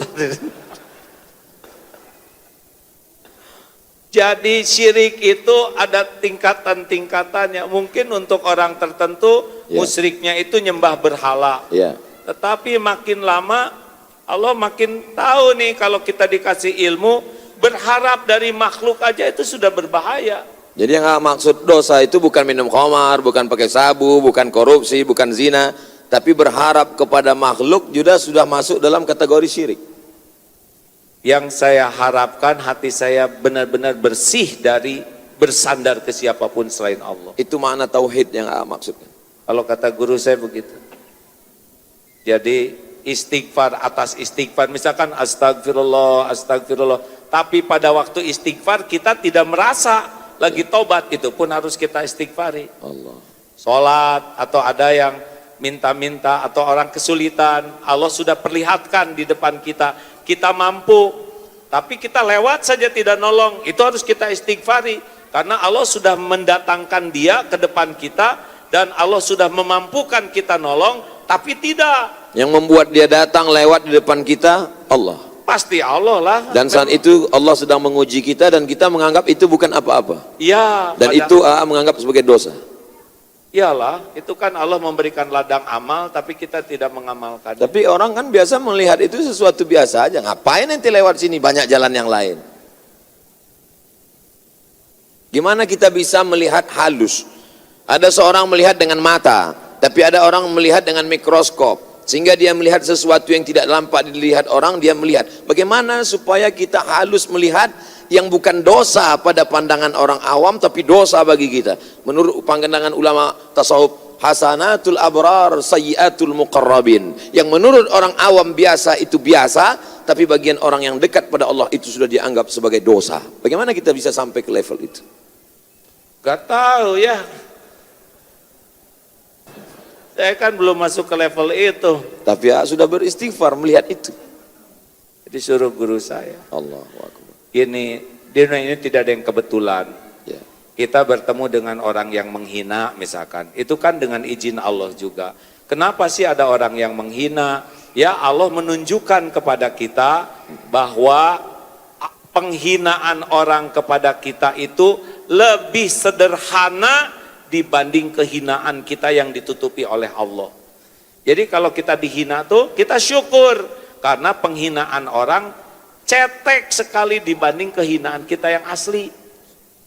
Seperti gunung es, sepertiga di atas itu penghinaan orang, 2/3 di bawah adalah kehinaan kita yang belum terungkap. Kayak gini nih ya, kita di sini, Ya. maaf ya, saya dan Ustadz di sini, kan kenapa Agim dan Ustadz Abdul Somad ada di sini dan didengar oleh semua? Ya. Penyebabnya kan cuma satu, Ya. karena Allah menutupi aib dan dosa kita, tuh, Astagfirullah. tuh, Ya, betul nggak? Pasti betul Ustadz. betul. Ustadz punya dosa? Saya banyak dosa Ya. yang tidak diketahui oleh umat, tapi Allah tahu. Makanya kalau kita sedang dipuji begini, yang kita ingat tuh ini tutup dari Allah. Allah menutupi aib, dosa, kekurangan. Nah itu akan membantu kita lebih peka dibanding menikmati kekaguman orang. Terakhir dari saya ya Ustadz. Ya. Jam berapa maaf? Boleh lihat Ustadz? Yang boleh ngomong terakhir itu saya, karena saya gitu. pembawa acara. Oh gitu ya Ustadz. Hapunten bahasa Sunda. Jangan nyontek. Tolong Agim jangan terlalu banyak bicara. Giliran Ustadz Abdul Somad. Masya Allah. Saya nggak baca, cuman ngomong aja. Ya gimana Ustadz? Apa saran Ustadz untuk para jamaah yang ada di sini? Saran saya kepada jamaah, yang pertama tetaplah belajar agama. Yang kedua jangan meninggalkan ulama. Yang ketiga tetap istiqomah di masjid. Lah itu punya saya tanya. Sengaja saya sedikitkan supaya Ustadz nambah yang lebih banyak. Baik Ustadz, Iya. gimana rasanya Ustadz pada waktu tahun 2019 banyak diuji oleh Allah? Apa yang terpikir dan bagaimana caranya menghadapi ujian itu? Pertama, saya dilepaskan dengan keterikatan kepada orang yang paling memotivasi hidup saya adalah ibu saya. 2019 ibu saya meninggal tanggal 18 Maret hari Ahad. Hari Senin subuh ketika saya sedang di Madura tanpa ada sakit. Andai dia sakit, tentu saya sempat lama merawat dia, menyuap makan dia, memeluk dia, mencium dia. Dan dia meninggal mendadak. Habis makan sahur malam saya tanya, makcik yang selalu bersama dengan beliau, gimana ibu saya malam itu? Kata makcik, malam itu dia tahajud, habis tahajud dia witir, habis itu dia makan sahur, karena hari Senin dia biasa puasa sunat. Setelah habis makan sahur, dia buka YouTube, dia nonton Abdul Somad. Dia tonton lama, habis itu dia pergi mandi, mau sholat subuh, kemudian berwudu, ketika itu dia pusing, kemudian dibawa ke rumah sakit, sudah berwudu, meninggal. Saya terkejut, saya kaget, saya lupa semua ayat-ayat hadis-hadis, tapi saya ingat Allah ingin melepaskan saya dari keterikatan saya, dari kemelekatan saya. Saya tahu cerita itu setelah AA ngomong ke saya beberapa bulan yang lalu di Tauhid, lepaskan dari kemelekatan. Oh, ternyata yang dimaksud supaya saya lepas dari kemelekatan. Saya terlalu sayang kepada ibu, saya terlalu sayang kepada emak saya, maka Allah ingin lepaskan ini. Lalu kemudian setelah itu Pilpres bulan April, saya sangat sayang dengan nomor saya itu, nomor handphone itu sangat sayang, saya ingat di mana-mana. Allah ingin lepaskan saya dari keterikatan dengan nomor handphone ini. Nomor itu dipakai, diretas orang untuk kepentingan politik. Akhirnya semua orang dapat SMS dari saya, coblos nomor sekian. Akhirnya nomor itu tidak saya pakai lagi. Lepas dari kawan-kawan dekat-dekat persahabatan karena fitnah-fitnah macam-macam. Lalu kemudian saya serahkan semuanya kepada Allah. Akhirnya saya pergi ke Sudan, saya fokus menulis, saya perbaiki disertasi, saya fokus membaca kitab-kitab yang ditulis Syekh Muhammad Hashim Asy'ari dengan segala macam caci maki.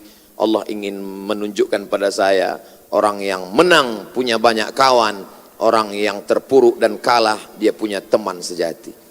Dan salah satu teman sejati itu sahabat, sekali dia menganggap dirinya sebagai sahabat, tapi sebenarnya dia lebih layak sebagai guru, Kiai Haji Abdullah Gimnastiar.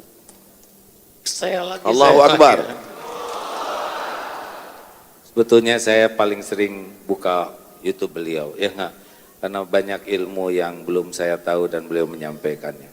Ustadz diuji seperti itu adalah, Ustadz untung lebih awal diuji seperti itu, pasti banyak hikmahnya. Setidaknya belajar lebih banyak, betul? Amin. Merunduk, hati lebih merunduk, betul tidak? Insya Allah. Memang bahaya Ustadz, populer, dikagumi orang tuh bahaya sekali. Karena itu enak menurut nafsu dan bisa nagih. Makanya kalau sudah diuji dengan fitnah, penghinaan, dan semua itu tidak bahaya sama sekali. Yang bahaya itu kalau kita tidak sabar, tidak ridho, tidak mengambil hikmahnya, dan tidak mensyukurinya. Guru saya mengatakan begini, waktu saya dihina dulu rame-rame. Apa bahayanya dihina? Yang menciptakan siapa? Allah. Yang ngasih rezeki? Allah. Yang angkat derajat? Allah. Yang mengampuni? Allah. Apa urusan kita dengan mulut orang? Tuhan kita adalah Allah, bukan mulut orang. Sibuklah tobat, karena air mata tobatlah jawaban dari semua ini. PDLT, perbaiki diri, lakukan yang terbaik. Itulah jawaban dari segala urusan. Tauhid. Iya Pak. Masya Oh iya Om, Ustaz. Masya Baik, Allah, demikianlah. Ustaz terakhir ya, Ya. bagaimana Ibu Ustadz ini bersikap ke Ustadz, Ibu Ustadz dalam pandangan Ustadz seperti apa? Ma. Ketika saya sudah berumur lebih 35 tahun, mestinya saya fokus, beliau pun sudah 70 tahun, saya mendaftar S3, tapi beliau selalu mensupport kamu mesti selesaikan kuliah. Jadi beliau tidak sampai pendidikan, amat sangat pendidikan. Saya bukan termasuk anak yang baik waktu sekolah dulu. Saya lari dari pondok, kelas 1-nya lain, kelas 2-nya beda, kelas 3-nya enggak sekolah, pernah saya 6 bulan enggak sekolah. Dia selalu sabar mendidik saya. Oleh sebab itu pelajaran yang dapat saya ambil, ibu-ibu yang punya anak badung, nakal, tetaplah. Mungkin dia punya masa depan seperti saya. Andai ibu saya membiarkan saya, mungkin saya sekarang sudah jadi geng motor, sudah jadi setan saya sekarang. Oleh sebab itu saya amat sangat beruntung, ibu saya tidak hanya mengandung dan melahirkan saya, tapi dia mendidik saya, mendoakan saya setiap malam, sampai akhirnya beliau meninggal dunia, dan sampai setelah meninggal pun yang sekarang saya lakukan meneruskan apa yang pernah dia lakukan dulu. Dia dulu ketika hidupnya menyimpan beras, setiap bulan beras dia simpan, sekarang saya buatkan wakaf beras, berbagi kepada fakir miskin untuk menyambung, melanjutkan yang pernah dia lakukan dulu. Bagi saya, ibu adalah sumber inspirasi bagi saya, ibu adalah penyemangat bagi saya, ibu adalah yang selalu memberikan harapan sehingga saya tidak pernah berputus asa. Apa amalan-amalan ibu yang kelihatan istiqomah Ustaz? Beliau dari sejak saya sadar, dari sejak saya melihat, tidak pernah meninggalkan sholat malam. Sehingga kalau saya terjaga malam, saya lihat dia tidak. Sampai hari ini, kalau saya sedang rindu, kalau saya sedang sedih, bahkan ketika saya pergi ke Sudan, saya mau pergi jauh, saya bentang sajadah di tempat dia sholat dulu. Saya ambil rehal tempat dia Quran, saya buka Quran yang dia baca. Karena dia selalu duduk di situ, dan kalau saya bangun malam, dia pasti sedang duduk buka Quran. Saya sholat di tempat dia sholat, saya baca Quran yang dia baca, saya sholat, saya duduk, bahkan saya tidur di tempat itu dapat mengurangi kerinduan saya. Bagi yang masih punya ibu, masih hidup, belikan makanan kesukaannya, suapkan dia, cium tangannya, peluk tubuhnya, cium keningnya. Karena ada masanya dunia ini hampa, tak terasa, tak ada gunanya lagi hidup, karena dia adalah sumber segala. Satu tahajud, ada lagi amalan lainnya? Suatu ketika saya membawa beliau ceramah di depan Masjid Agung di Medan. Kami tinggal di hotel, kemudian beliau ada tamu, lalu saya menemani ke bawah. Kemudian tamu ini bertanya ke beliau. Kata tamu ini, apa yang kau doakan untuk anakmu sehingga dia bisa sehat, dia bisa sekolah, apa yang kau doakan? Saya nguping aja, saya sambil berdiri, ngeliat-ngeliat, saya nguping beliau bicara berdua, saya tidak ingin intervensi, kata dia, anakku itu ketika di Mesir, aku kirim Fatihah setiap malam. Berapa kau bacakan? Kata teman dia, aku bacakan tiap malam dia 100 kali Fatihah. Saya baru tahu itu setelah dia cerita, dia tidak pernah cerita ke saya, dan saya tidak pernah tanya. Baru saya paham sesungguhnya apa yang sedang saya terima saat ini adalah doa dari ibu saya.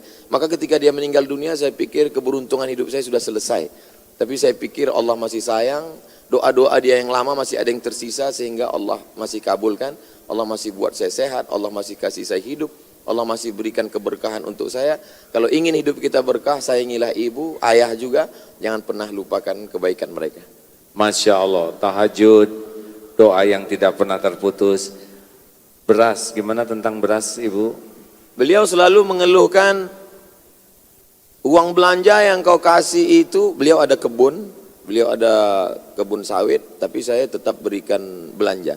Beliau selalu mengeluh, belanja yang kau kasih itu kurang, banyak tamu, tapi saya tidak pernah mengeluhkan itu.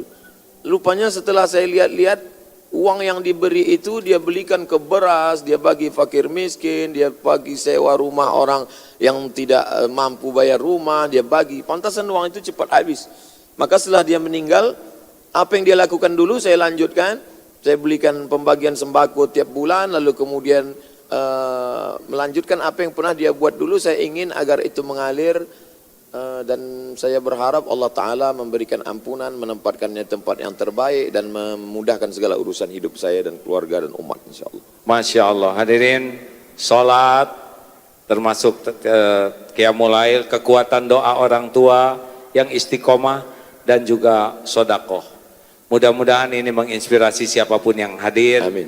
Sehingga kita jangan pernah tidak sabar terhadap anak-anak walaupun tidak sekolah 6 bulan. Ya, benar. Ya. Walaupun tiap ganti-ganti sekolah, karena kita tidak tahu kapan Allah memberikan yang terbaik untuk takdir keluarga kita ini. Ya, demikian hadirin. Sebelum ditutup, berkenankah kita bersama-sama membaca ayat Quran, Fatihah, ayat kursi, Al-Ikhlas, Al-Falaq, An-Nas, sambil kita bersodakoh, berwakaf, maaf ya. Ya. Wakaf untuk pembangunan masjid tidak apa-apa. Pak Wali diizinkan ya, semoga pertemuan ini selain mendapat ilmu, kita mendapat ladang amal jariah yang melimpah. Amin. Hadirin, Al-Fatihah. A'udzu billahi minasy syaithanir rajim. Bismillahirrahmanirrahim. Alhamdulillahi rabbil alamin. Ar-Rahmanir Rahim. مالك يوم الدين إياك نعبد وإياك نستعين اهدنا الصراط المستقيم صراط الذين أنعمت عليهم غير المغضوب عليهم ولا الضالين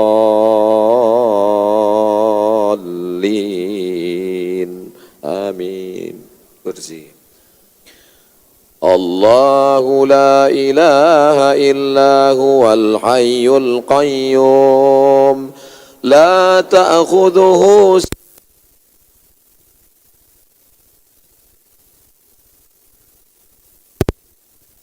في الأرض من ذا الذي يشفع عنده إلا بإذنه يعلم ما بين أيديهم وما خلفهم ولا يحيطون بشيء من علمه إلا بما شاء وسع كرسيه السماوات والأرض ولا يؤوده حفظهما وهو العلي العظيم. Kelas Al-Falaq, An-Nas, mari. بسم الله الرحمن الرحيم. قل هو الله أحد الله الصمد لم يلد ولم يولد ولم يكن له كفوا أحد بسم الله الرحمن الرحيم. قل أعوذ برب الفلق من شر ما خلق ومن شر غاسق إذا وقب ومن شر النفاثات في العقد ومن شر حاسد إذا حسد بسم الله الرحمن الرحيم. قل أعوذ برب الناس ملك الناس إله الناس من شر الوسواس الخناس الذي يوسوس في صدور الناس من الجنة والناس. Salawat.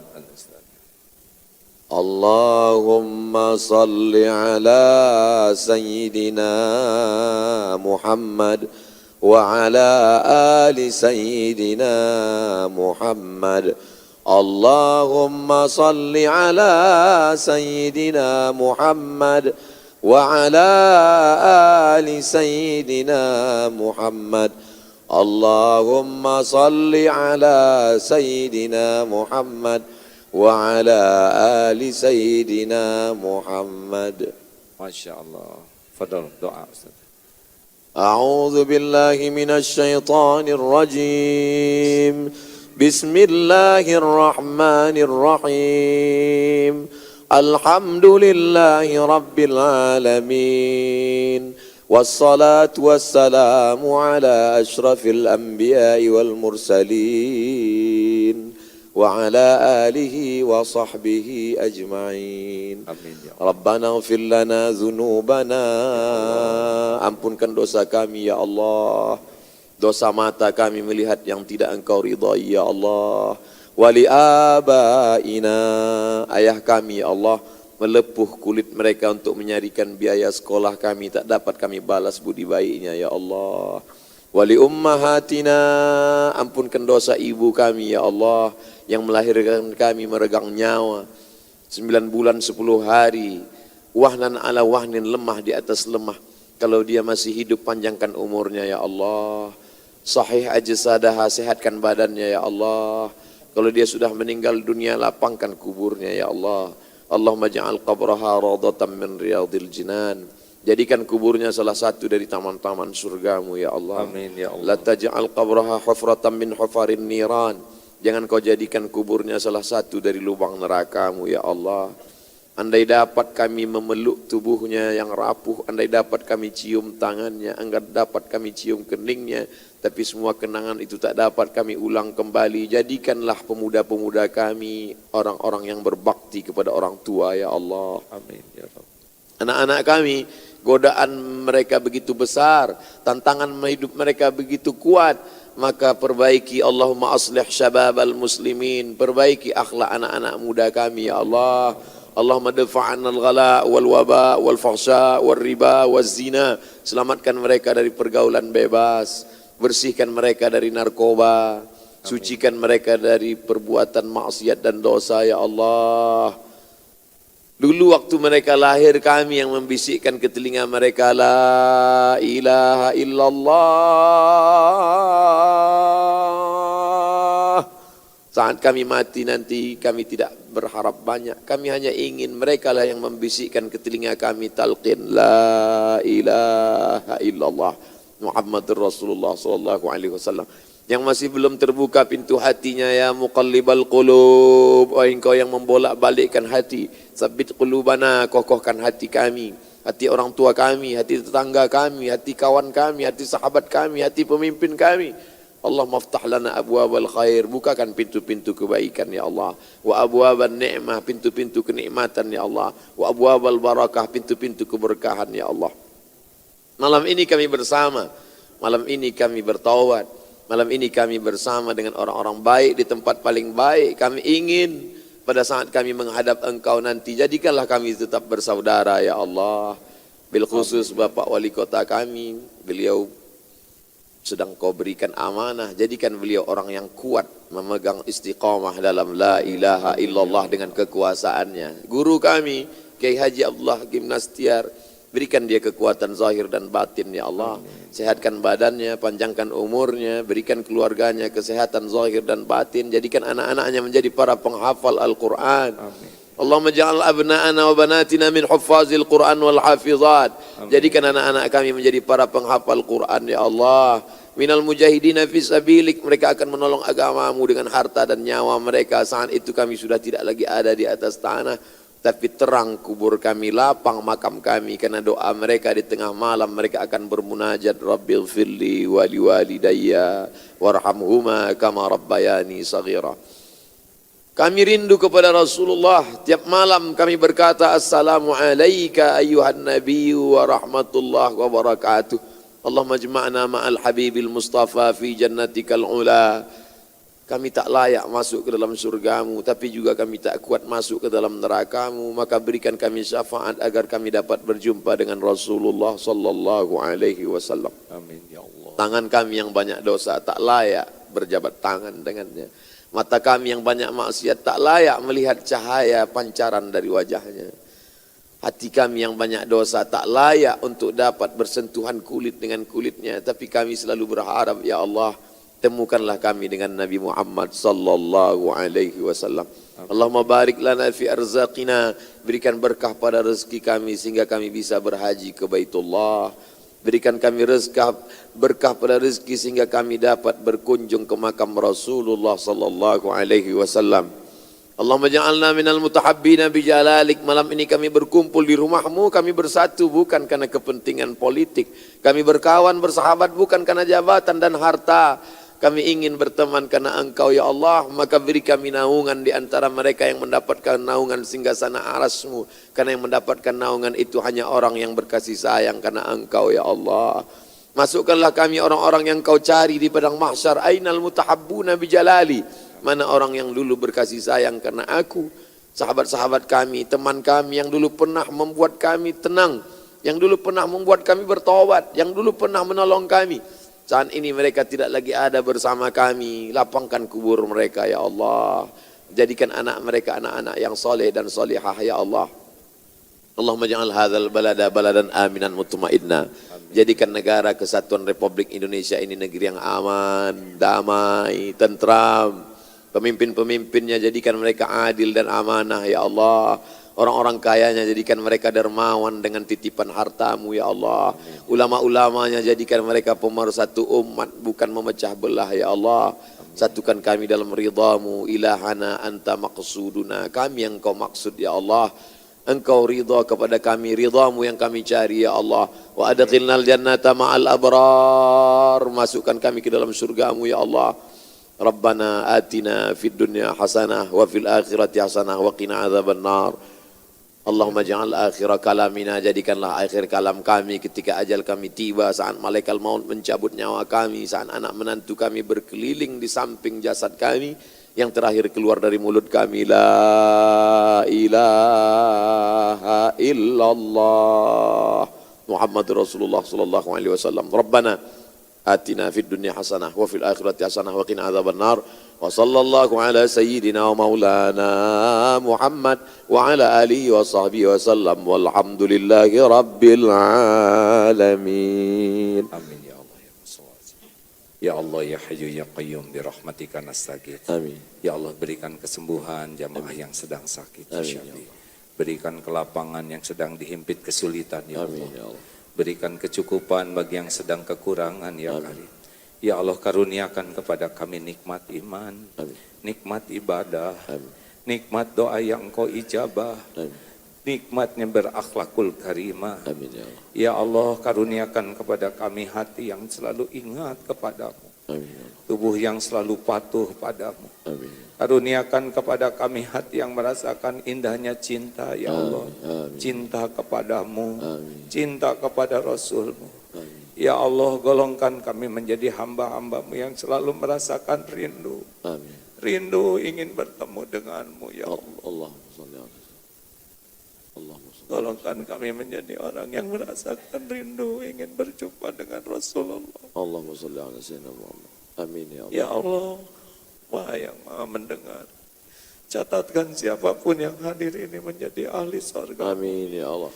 Amin. Jangan biarkan satupun di antara kami menjadi ahli neraka-Mu. Na'udzubillah. Ya Allah, Allahumma gfir lana wali walidina Amin. warhamhum Amin. kama rabbawna shighar. Amin. Ampuni ya Allah ibu bapa kami. Amin.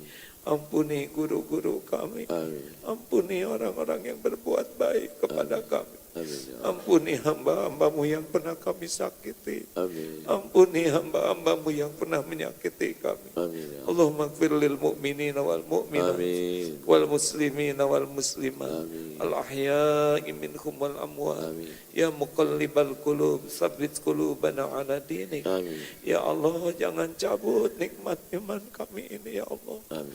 Istiqomahkan kami ya Karim. Ya Rabb. Allahumma inna nas'aluka imanan kamilan. Amin. Allahumma inna nas'aluka taubatan nasuha Amin. wa taubatan qoblal maut Amin.